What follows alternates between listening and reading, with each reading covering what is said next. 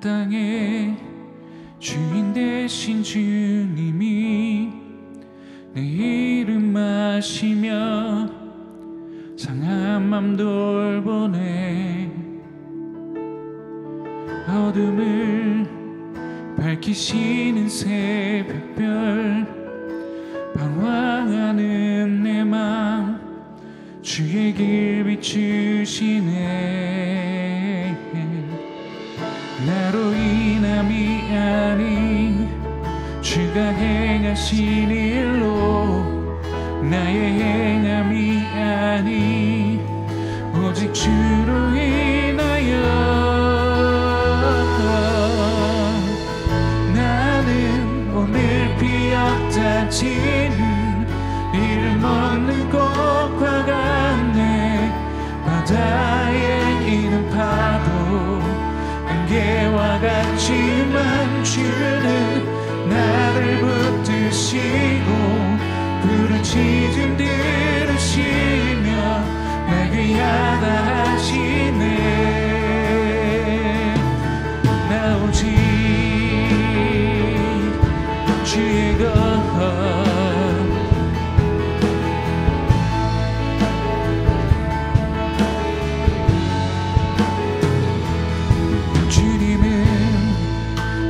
죄를 보시고 사랑의 눈으로 날 일으키시네.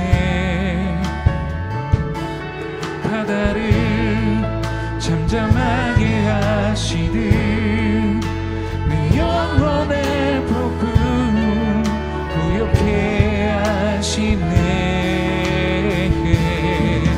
나로 인함이 아닌 주가 행하신 일로 나의 행함이 아닌 오직 주로 인하여 나는 오늘 피었다 지는 이름 없는 꽃과 같네. 바다에 있는 파도 안개와 같지만 주는 붙드시고 푸른 시즌 들으시며 날 귀하다 하시네. 나는 오늘 피었다 지는 이름 없는 꽃과 같네. 바다에 있는 파도 안개와 같지만 주는 나를 붙드시고 시즌 들으시며 날 귀하다 하시네.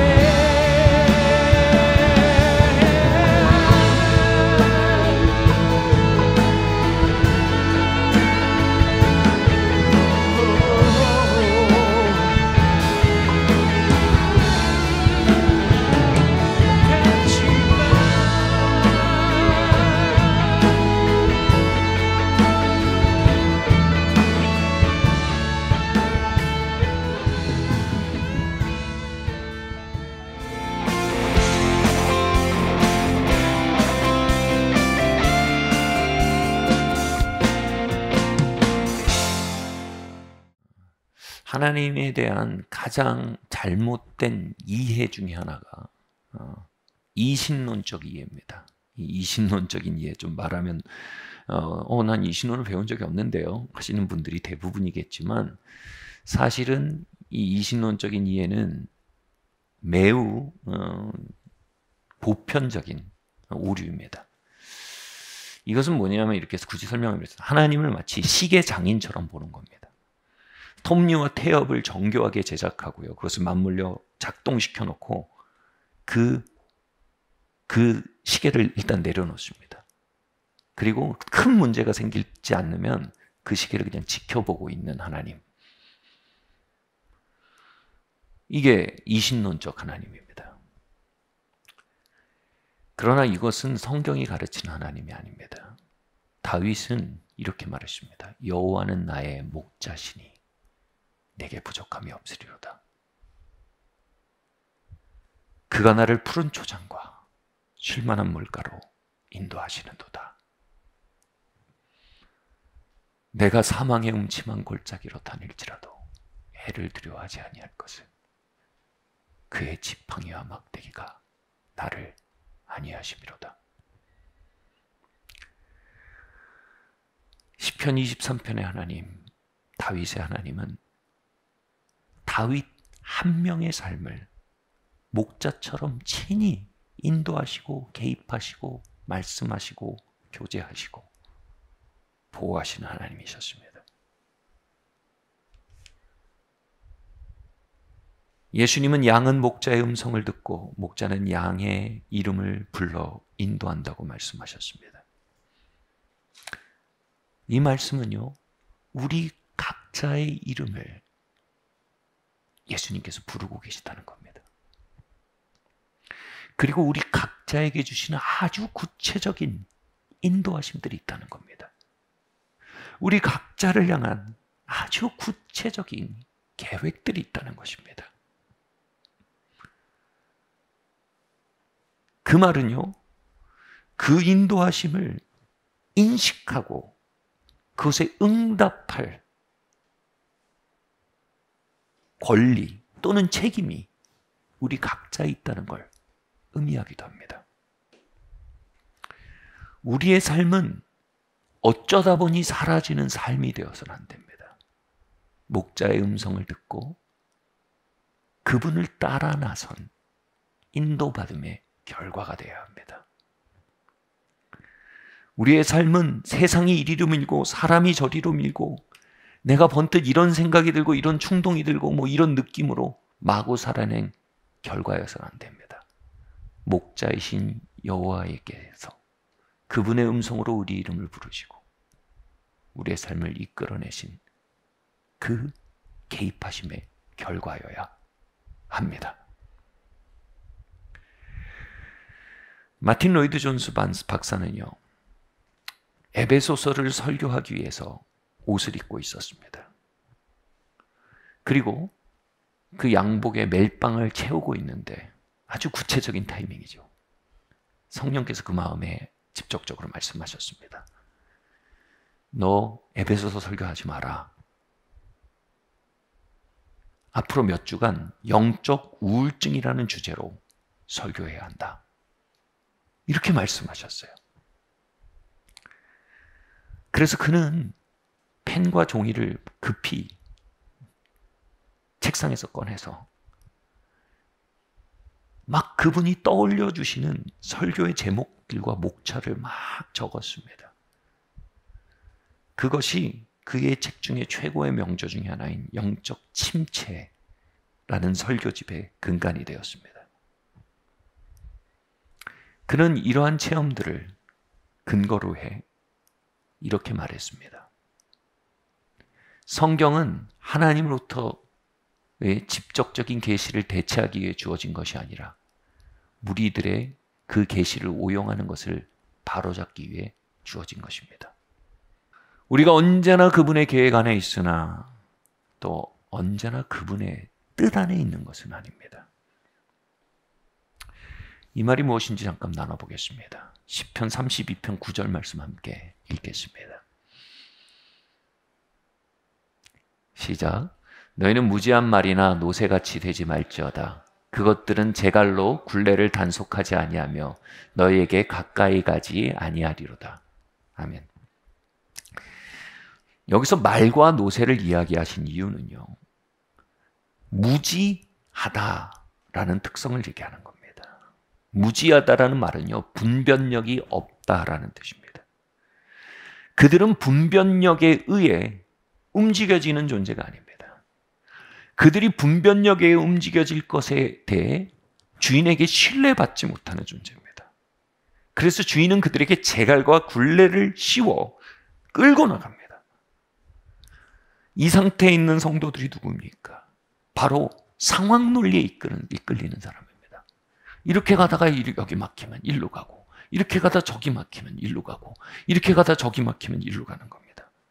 이게 이익인 것 같으면 이거 하고, 저게 이익인 것 같으면 저거 하는 겁니다. 또 뭐라고 얘기합니까? 이것은 자기의 감정이나 생각이나 고집대로 사는 상태를 말합니다. 기분이 좋으면 그렇게 하고 기분이 나쁘면 그렇게 안 합니다. 그리고 내 고집대로 가는 겁니다. 그리고 내 생각대로 사는 겁니다. 이게 뭡니까? 말과 노새처럼 살고 있는 겁니다. 하나님 그렇게 되지 말라는 건 뭡니까? 말과 노새처럼 살 수도 있고 분별력을 사용해 살 수도 있다는 겁니다.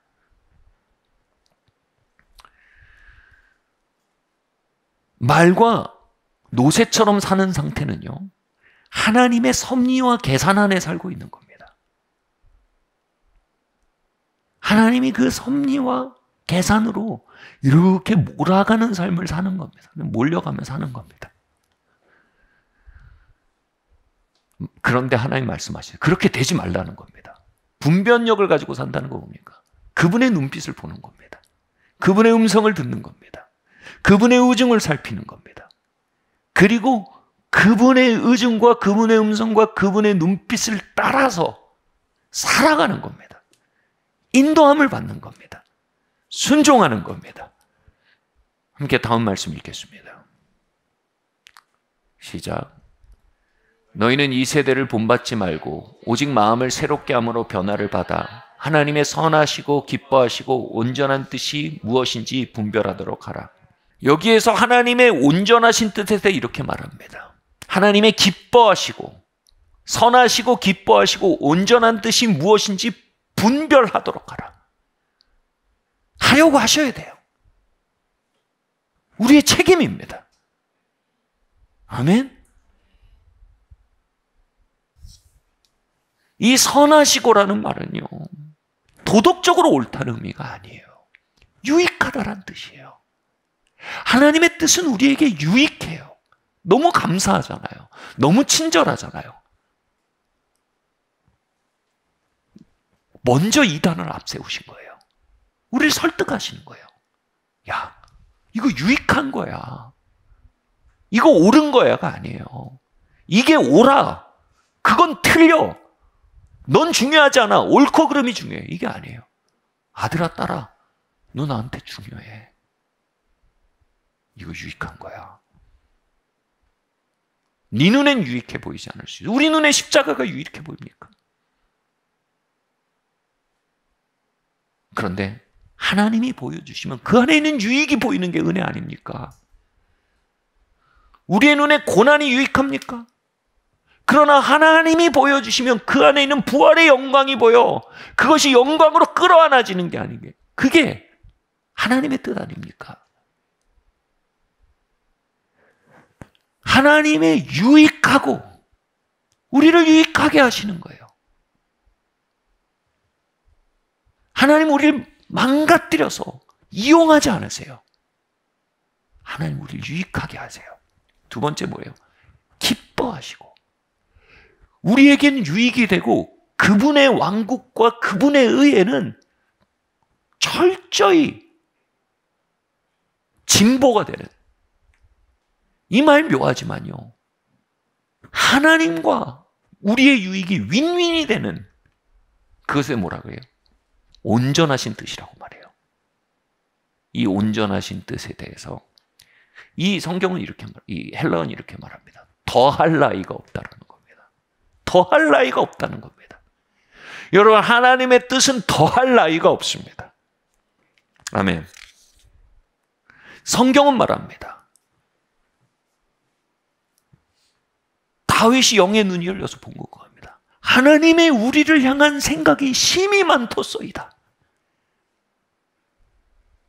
심히 많은 거예요. 2 곱하기 10의 172제곱분의 1이 아니라 심히 많은 겁니다. 하나님은 50억 인류를 시줄과 날줄처럼 엮어놓으셨습니다. 그리고 거기서 누군가의 선택과 누군가의 삶을 통해 벌어진 나비 효과의 수많은 경우의 수를 다 계산하십니다. 그리고 당대만 아니라 하나님이 3대까지 회개하신다고 합니다. 회개하신다고 합니다.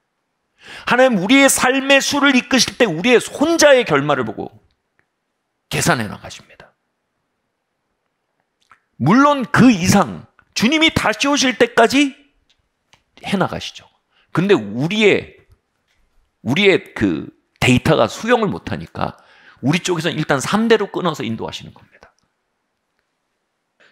파스칼이 뭐라고 했습니까? 인간의 이성의 최상의 상태는 그 이성으로는 진리에 도달할 수 없다는 걸 깨닫는 데 있다는 겁니다. 여러분, 우리에게는요 정말 계시가 필요합니다.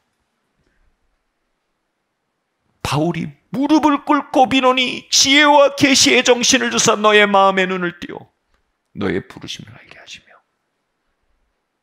지혜와 계시의 정신이 임해서 우리의 마음의 눈이 띄어지면 우리는 우리의 이름을 불러 우리를 인도하시는 여호와 하나님의 뜻을 알기 시작합니다. 그리고 그 뜻을 따라 살기 시작합니다. 그러면 그분의 온전하신 뜻을 어떻게 우리는 알아갈 수 있을까요? 함께 말씀 읽겠습니다. 시작. 육신의 생각은 사망이요 영의 생각은 생명과 평안이니라. 육신의 생각은 하나님과 원수가 되나니 이는 하나님의 법에 굴복하지 아니할 뿐 아니라 할 수도 없음이니라. 육신에 있는 자들은 하나님을 기쁘게 하실 수 없느니라. 기쁘시게 할 수 없느니라. 아멘. 오늘 본문 말씀을 보면 너는 네 마음을 다해 여호와를 신뢰하라 라고 했습니다. 여기서 마음을 다해 여호와를 신뢰하라, 그리고 명철을 의지하지 말라라고 얘기하는데요. 이 뜻이 뭔지 원어를 통해 살펴보면 이렇습니다. 마음이란 말은 레브라는 헬라어로요, 사전의 첫 번째 뜻이 속사람입니다. 바로 속사람을 사용하여서 여호와를 의지하라는 겁니다. 속사람에 대해서 많은 영성가들이 이렇게 표현합니다. 우리 안에 하나님의 생명이 거하는 생명자리다. 전 이 표현이 너무나 좋습니다. 우리 안에 하나님의 생명이 거하는 생명자리. 여러분, 하나님의 생명이 여러분 안에 있으십니까? 그럼 그 생명은 신학입니까? 여러분의 안에 어디인가 거하고 살아있는 생명입니까? 생물체입니까? 여러분, 그 거듭난 생명은요, 다락방에 어디 처박아 놨다가 나중에 천국 갈 때 막 다락방에 올라가서 막 뒤져가지고 먼지 탁탁 털어가지고 찾아내는 어떤 여권이 아닙니다. 우리의 거듭난 영은요, 우리의 삶을 인도해야 할 인도자입니다. 우리의 매일매일의 삶을 주도해야 할 삶의 주체요, 주인입니다. 아멘. 여러분, 거듭났다면요, 거듭난 그 영을 따라 사셔야 됩니다. 이젠 우리는 왕이 아니라, 학자가 아니라 하나님을 의지하는 어린아이의 심령으로 살아야 합니다. 고린도전서 14장은요, 우리의 영이 기도한다 라고 말했습니다. 우리가 영으로 기도하고 또 마음으로 기도하노니 이렇게 얘기했습니다. 여기서 말하는 영은 우리 안에 있는 하나님의 생명자리의 그 생명을 말합니다. 그 하나님의 생명자리의 생명이 뭐라고요? 기도도 한답니다. 그리고 우리의 영이 찬양한다라고 했습니다. 하나님의 생명자리에 있는 그 생명이 찬양도 한답니다. 로마서는 우리의 영이 또 생각한다 이렇게 얘기합니다. 우리가 아는 생각이 있고 우리의 영이 아는 생각이 있대요. 우리가 아는 노래가 있고 우리의 영이 아는 노래가 있대요. 우리가 아는 기도가 있고 우리의 영이 아는 기도가 있대요. 구분해서 얘기합니다. 성경에서요. 그리고 바울이 뭐라고 합니까? 나의 영이 3층 전에 갔다 왔다. 왜냐면 우리의 영이 어디 간대요. 또 갔다 오기도 했대요. 뭐 이거는 좀 보편적인 얘기는 아닐 수 있습니다. 또 에베소서 3장은요, 우리의 영이 강건하다라고 말합니다. 사도행전은요, 성령의 이끌림, 성령의 허락, 성령의 금함이라는 단어가 나옵니다. 근데 이 성령이란 말이요, 헬라어로 보면 다푸뇰합니다. 이건 영이라고 번역돼도 전혀 무방합니다. 다시 말해 사도들이 어떻게 성령의 허락을 알았을까요? 그들의 영을 통해 성령님이 허락하시는 걸 알았어요. 그러니까 그들의 영엔 귀가 있는 거예요. 그들의 영은 하나님과의 커뮤니케이션 능력이 있는 거예요. 다시 말해서요, 우리의 영은 우리의 삶에 무언가를 허락하기도 하고요, 금지하기도 합니다.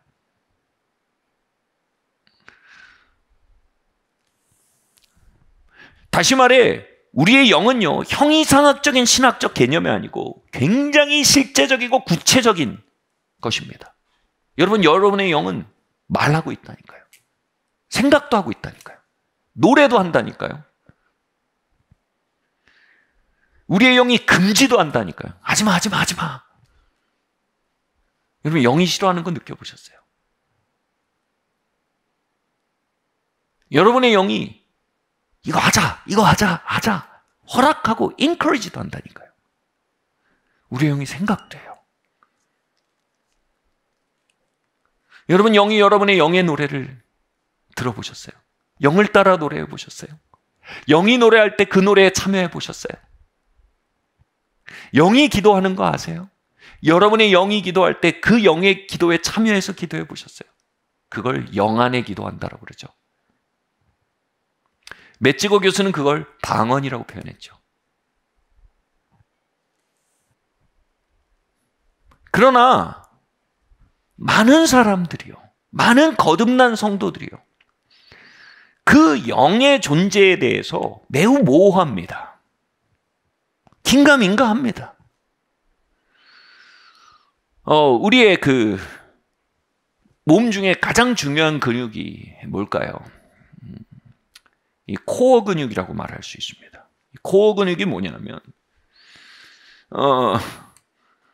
이 설명하면 더 어려워져요, 이상하게. 이렇게 이게 그 영의 실제를 우리가 신학으로 만들면 더 어려워지는데 체험을 하면 굉장히 쉬워지거든요. 근데 설명해 볼게요. 횡경근, 복근, 복행근, 골반 기저근, 횡돌기근, 척추 기립근을 의미한대요. 그러니까 대략 여기 있는 근육이에요. 이 코어 근육을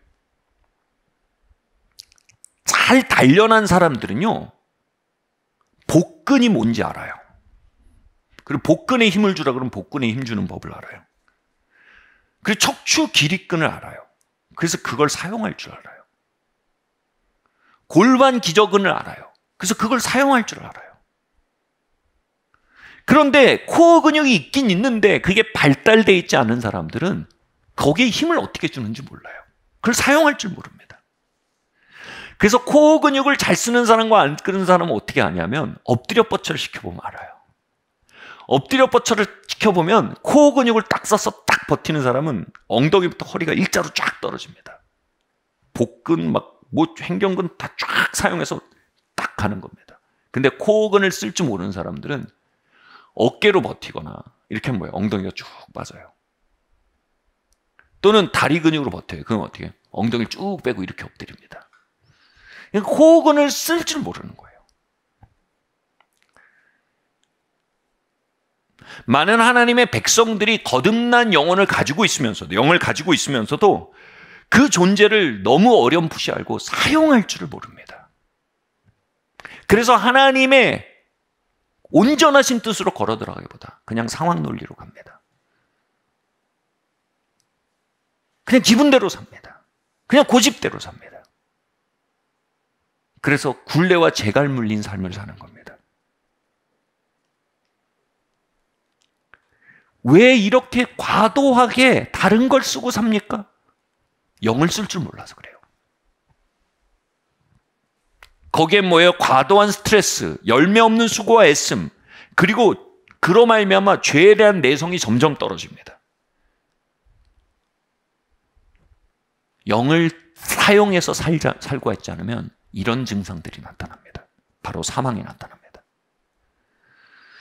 그런데 영을 따라 사는 곳엔 뭐라고요? 생명과 평안이 나타난다고 말합니다. 생명이라는 말은요, 조에라는 헬라어입니다. 그죠? 이 조에는 뭐예요? 치유와 능력과 거룩이 흘러나오는 신적 생명을 말합니다. 코어 근육을 사용해서 플랭크를 하면요, 코어 근육이 더 강해지고요, 굉장히 건강해집니다. 근데 코어 근육을 사용하지 않고 플랭크를 하면 오히려 허리가 망가질 수 있습니다. 영을 사용해 사는 사람의 삶에는요, 하나님의 치유력과 회복력이 더욱 강하게 역사합니다.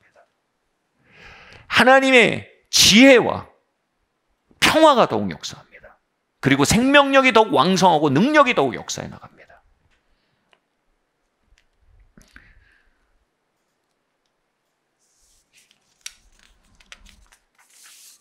자, 그러면요, 우리가 어떻게 영을 따라 살아갈 수 있을까요? 어떻게 영을 강화할 수 있을까요? 어떻게 영의 인도를 받으며 살 수 있을까요? 할렐루야. 첫 번째로요, 성령의 충만을 계속적으로 받으셔야 합니다. 같이 말할까요? 성령의 충만을 계속적으로 받아야 합니다. 에베소서 5장 17절에서 20절 말씀 함께 읽겠습니다. 시작. 그러므로 어리석은 자가 되지 말고 오직 주의 뜻이 무엇인가 이해하라. 술 취하지 말라. 이는 방탕한 것이니 오직 성령의 충만함을 받으라. 시와 찬송과 신령한 노래들로 서로 화답하며 너희 마음으로 주께 노래하며 찬송하며 범사의 우리 주 예수 그리스도의 이름으로 항상 아버지께 감사하며. 아멘. 자, 보세요. 에베소서 5장 17절 20절에서 뭐라고요? 그러므로 어리석은 자가 되지 말며 분변 없는 자가 되지 말라는 겁니다. 하나님의 온전하시고 기뻐하신 뜻은 나 몰라라 하고 그냥 감정 따라, 계산 따라, 고집 따라 살지 말라는 겁니다. 주의 뜻이 무엇인지 이해하면서 살라는 겁니다. 아멘. 그렇게 하기 위해서 뭐라고요? 술 취하지 말고 성령의 충만을 받으라는 겁니다. 여기서 성령 충만을 받으라는 게요, being filled 이렇게 돼 있어요. ing예요. 그러니까 계속해서 충만을 받아야 된다는 겁니다. 충만이 떨어지면요, 하나님의 뜻을 이해하는 감각이 닫힌다는 겁니다. 그 상태에 대해서 뭐라고 얘기합니까? 술 취하지 말라고 했습니다. 술 마시지 말고, 그게 아니고 술 취하다는 건 뭐냐면 애딕션 상태를 말합니다. 여러분, 술 취한 애딕션 상태는 뭐예요? 이게 깨있는 상태를 못 견디는 사람들입니다. 그래서 알코올 베이스로 그냥 조직이 돼버리는 거예요. 그래서 알코올을 연료처럼 넣어줘야 계속 취한 상태로 살려고 하는 사람들이에요. 근데 뭐예요? 성령 충만을 이거에 비유한 겁니다. 계속 취한 사람들이 처럼 사는 것처럼 계속 성령 충만하게 살라는 겁니다. 여러분, 술 취한 사람들을 가까이 해보셨습니까? 여러분, 술 취한 사람들이 정말 싫어하는 게 뭔지 아세요? 같은 술자리에 안 취한 사람들이 앉아있는 겁니다. 왜요? 술 안 취한 사람들은요, 술 취한 사람과 교통하지 못하는 어떤 부도체가 형성이 됩니다. 그리고 술 취한 사람들만의 아주 묘한 그 시그널이, 이 촉이 열립니다. 그래서 묘한 그들만의 바이브가 있어요.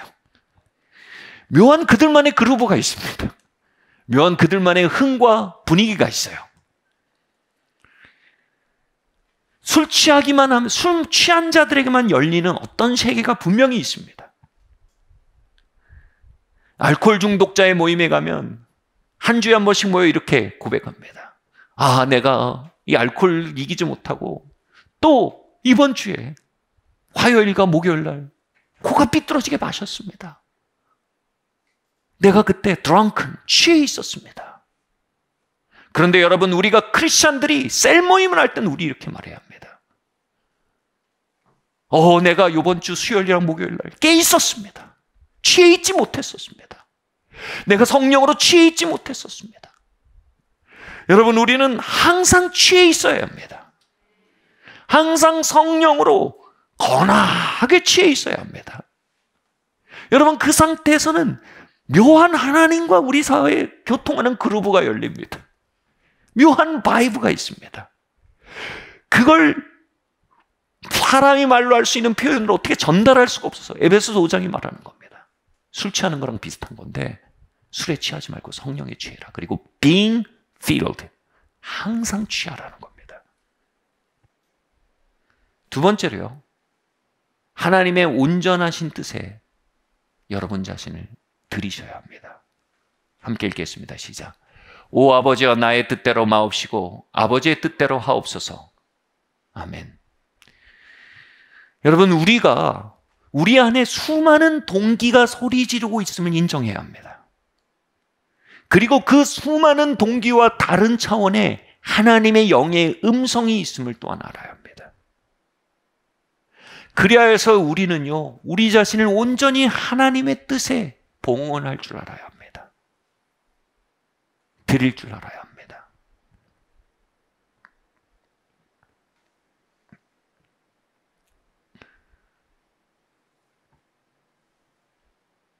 우리는 우리의 유익에 너무 관심이 많습니다. 우리는 우리의 감정, 기분 좋아지는 게 너무 관심이 많습니다. 우리는 우리의 뜻이 이루어진 데 너무 관심이 많습니다. 여러분, 그 동기를 가지고 하나님의 뜻을 묻는 건요, 하나님을 점치는 자로 만드는 겁니다. 하나님 이렇게 말씀하세요. 먼저 그분의 나라와 그분의 의를 구하라.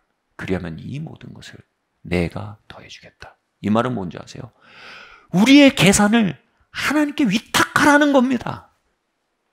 그러면 하나님이 그걸 돌보시겠다는 겁니다. 우리의 깜냥보다 그분의 돌보심이 더 위에 있습니다. 우리의 감정이 좋아지고 기분이 나빠지는 것에 대해 하나님께 던져 맡기라는 겁니다.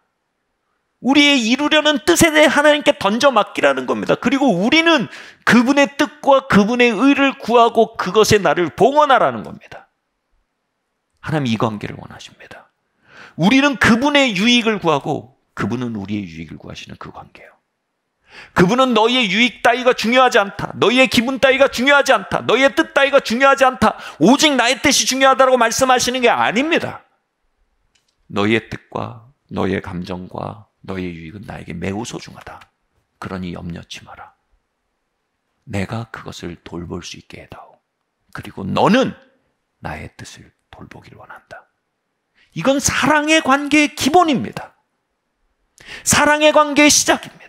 하나님, 어떻게 해야지 내가 유익할까요? 어떻게 해야지 내가 잘 나갈까요? 어떻게 해야지 내가 기분이 좋아질까요? 여러분, 그 상태에서는 하나님의 뜻에 나를 봉헌하지 못합니다. 하나님, 어떻게 하면 당신의 유익이 일어날까요? 어떻게 하면 당신의 이름이 높아질까요? 어떻게 하면 주의 복음이 확장될까요? 어떻게 하면 주님의 나라가 이 땅에 임할까요? 세 번째로요, 함께 말할까요? 시작. 영적인 사람들과 교제하십시오. 잠언 말씀 읽겠습니다. 시작. 의논이 없으면 경영이 무너지고 지략이 많으면 경영이 성령을 받는다. 여러분, 영적인 사람들과 여러분의 중요한 영적인 여정을 나누셔야 합니다. 특별히 중요한 결정들에 대해서 나누셔야 합니다. 여러분, 내가 영의 사람이 되는 건 절대 독불장군이 되는 걸 의미하지 않습니다. 그리고 또 내가 하나님의 인도를 받는 일에 있어서 다른 사람을 의지해도 안 됩니다. 그건 잘못된 겁니다. 내가 하려고 해야 합니다. 그리고 내게 주어진 인도하심을 공유하는 영적인 사람들이 있어야 합니다. 여기서 말하는 공유하는 영적인 사람들은 뭐냐면, 그냥 꼭 제가 자주 하는 말이지만 사춘기 청소년들이 가지는 가장 큰 맹점이 뭐예요? 똑같은 사람들끼리 모여가지고 서로 조언해요. 그러면 뭐예요? 소경이 소경을 인도하는 거예요. 나를 이끌어줄 만한 사람들, 영적으로 경험이 많은 사람들, 그들에게 나누고 지혜를 들어보는 겁니다. 그들을 의존하라는 게 아닙니다. 그들에게 개방되라는 겁니다. 마지막 말씀을 할게요. 함께 읽겠습니다. 시작.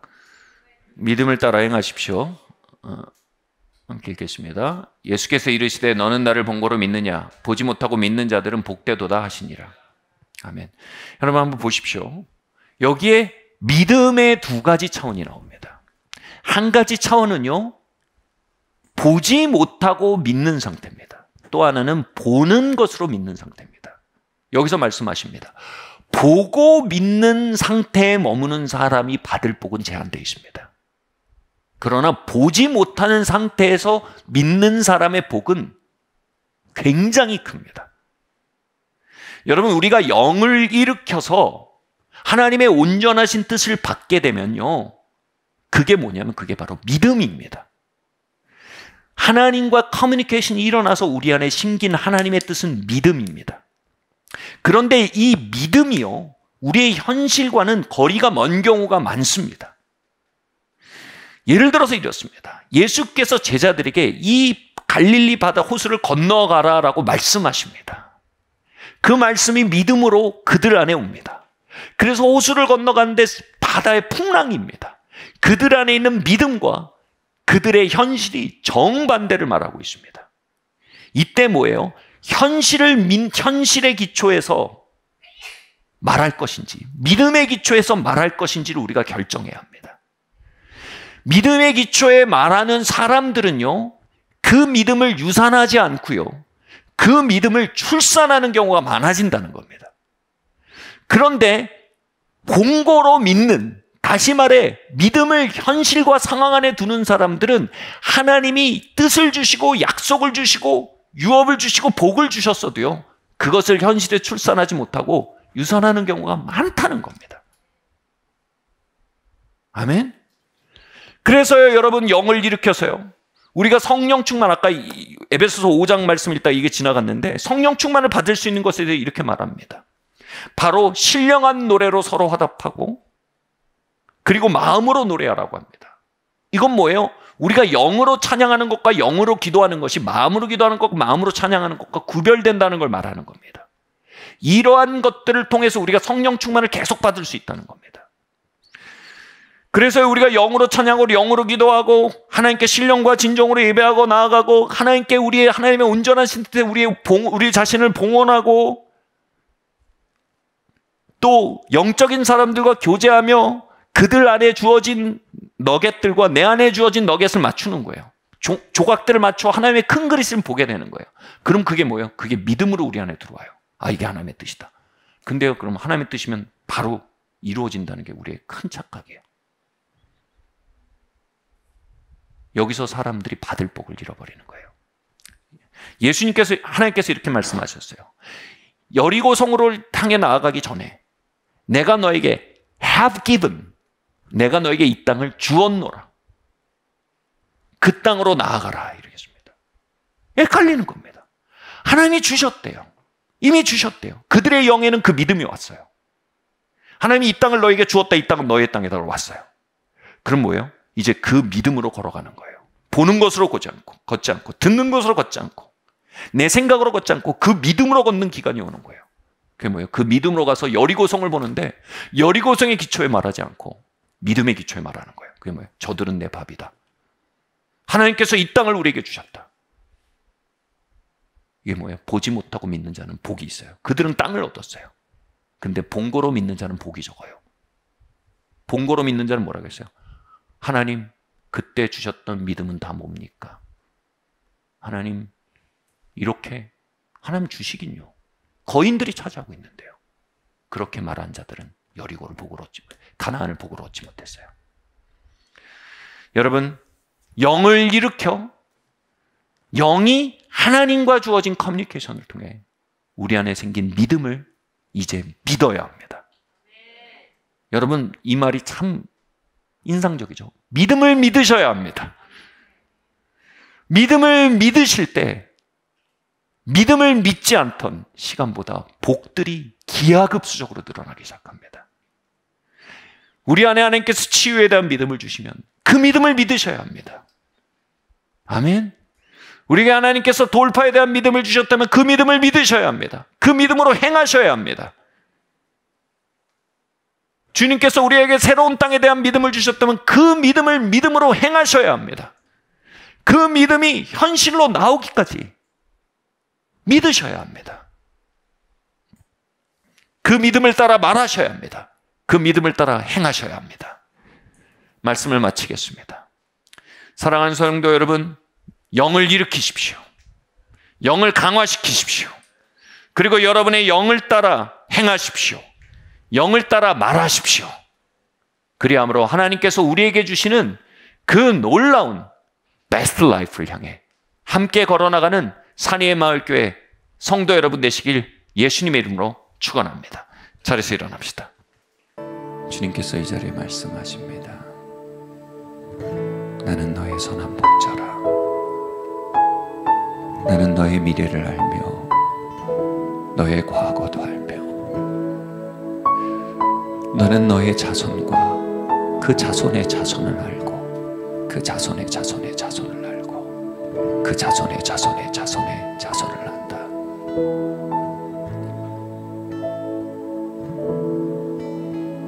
그러한 나를 너에게 허락하마. 그러한 나를 너의 목자로 내어주마. 너는 나의 양으로 나의 제자로 나에게 내어다오.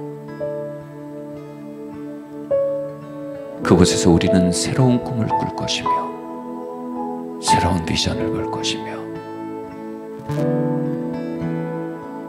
새로운 미래를 말하게 될 것이라. 나의 신부여, 나의 아들이여, 나의 딸이여, 내게 오라. 내가 너에게 달려가노라. 주님 감사합니다.